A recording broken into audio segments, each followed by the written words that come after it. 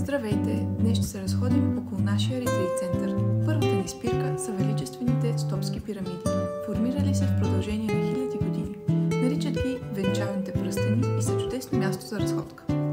Продължаваме съвсем наблизо до очарователното село Падала, скрито в полите на Рила.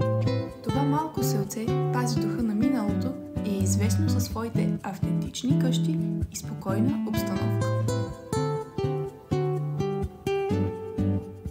Следващото място, което ще посетим, е внушителният Рилски манастир, един от най-значимите културни и духовни центрове на България, само на 12 км от нашия ретрит център.